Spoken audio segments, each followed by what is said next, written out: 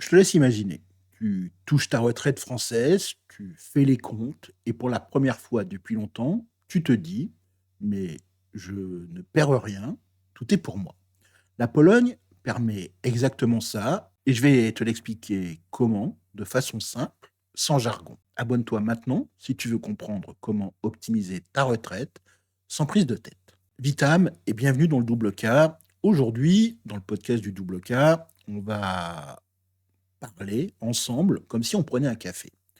Et que tu me disais, Jean-Philippe, franchement, c'est quoi l'intérêt d'aller en Pologne quand on est retraité? Et je vais te répondre simplement.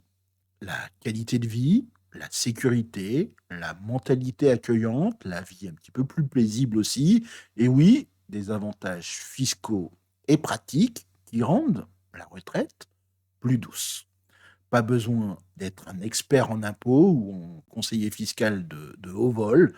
Je mets tout ça à hauteur d'humain avec des exemples vécus. Ce qu'il faut comprendre, c'est assez simple. En Pologne, ta retraite française peut te revenir de manière plus nette, plus propre, sans toutes les petites ponctions habituelles que l'on connaît en France.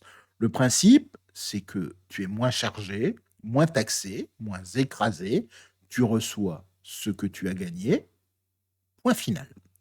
Et ça, ce n'est pas magique, c'est une question de résidence fiscale et d'organisation, mais dans la pratique, la plupart des retraités expatriés en Pologne récupèrent plus qu'en restant en France. Mon conseil pratique, c'est que si tu envisages la Pologne, c'est de faire une simulation simple, combien j'ai aujourd'hui, combien je garderai là-bas.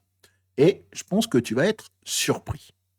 Si tu veux que je te fasse une vidéo pratique pour faire ta simulation en 3 minutes, écris simulation dans les commentaires. En Pologne, tout d'abord, on ne t'envoie pas à la maison de retraite parce que tu as dépassé un âge. On te respecte, on te laisse travailler si tu veux, et surtout, on ne t'écrase pas fiscalement pour ça. Tu veux encore faire quelques heures par semaine, aider une PME locale, donner des cours particuliers, faire de la traduction, garder une petite activité qui te plaît.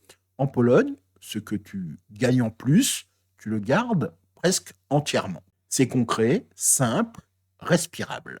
Une retraitée que j'ai d'ailleurs rencontrée à Gdansk, elle me disait, en France, travailler à la retraite, c'est mal vu. Ici, c'est un petit peu normal, naturel, et en plus, c'est rentable. Et dites-moi en commentaire, est-ce que tu continuerais à travailler un peu si tu avais zéro pression administrative? Maintenant, on va entrer dans du concret émotionnel. Si tu as vécu quelques années hors de Pologne et que tu veux t'y installer pour la retraite. La Pologne, elle te propose en gros, viens t'installer tranquillement, sans pression fiscale, pendant plusieurs années. Tu arrives, tu prends ton appartement, tu redécouvres la langue, tu retrouves des voisins chaleureux, tu découvres aussi la modernité du pays. Et pendant ce temps, l'État ne t'attaque pas dès le premier jour. C'est une période tampon, un sas de transition. Et franchement, pour un retraité, c'est un peu une bénédiction. Et j'en profite d'ailleurs pour dire quelque chose aux franco-polonais. Vous êtes nombreux, malheureusement, à ignorer que ce pays pense aussi à vous. Vous avez une porte ouverte, un pont tendu, un accueil sincère. Et certains, malheureusement, laissent cette opportunité filer parce qu'ils ont simplement oublié d'où ils viennent. Si tu as des racines polonaises, écris-le-moi dans les commentaires. Je veux savoir combien d'entre vous ressentent encore cet appel intérieur. On ne va pas parler de chiffres, on va plutôt aller droit au but. Il y a deux noms, IKE et IKZE. En fait, ce sont des comptes d'épargne retraite polonais qui te font gagner de l'argent au lieu d'en perdre. En pratique, tu mets un peu d'argent de côté, ça fructifie, tu n'es pas matraqué quand tu le retires à la retraite, c'est réglé un petit peu comme une horloge suisse. Ce sont des systèmes simples, fiables et appréciés par un grand nombre de Polonais. Les Polonais d'ailleurs les utilisent depuis longtemps et toi, si tu t'installes ici, tu peux faire pareil. Tu n'as pas besoin d'être financier, tu dis juste je veux mettre X de côté pour ma retraite, ils te font le compte, tu signes et c'est parti.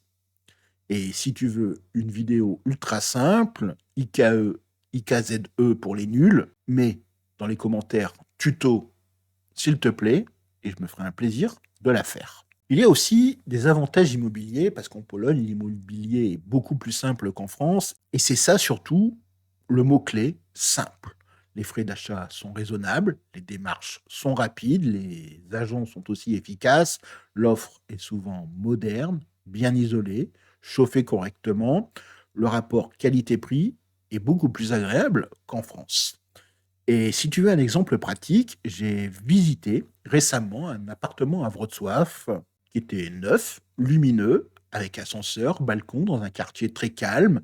Et je peux te dire qu'en France, le même appartement m'aurait demandé un rein et la moitié du foie. En Pologne, tu peux vivre dans quelque chose de moderne sans sacrifier ton compte en banque. Si tu veux un épisode spécial ou acheter en Pologne selon ton budget, mets en commentaire immobilier. Alors, vous allez me dire, mais pourquoi la Pologne attire autant de retraités? Parce que c'est un pays où tu respires mieux, on te respecte, tu te sens utile si tu veux continuer à travailler, tu n'es pas étouffé par les charges, tu peux vivre dignement, et si tu as des racines polonaises, tu rentres chez toi. Et pour beaucoup d'entre vous, c'est peut-être l'occasion de renouer avec une identité qui dort à l'intérieur.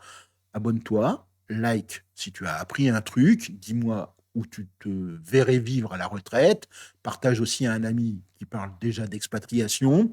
Je te dis à très bientôt pour une nouvelle aventure polonaise. En attendant, je te souhaite de passer une agréable journée. Miłego dnia et je te dis à très bientôt. Do zobaczenia.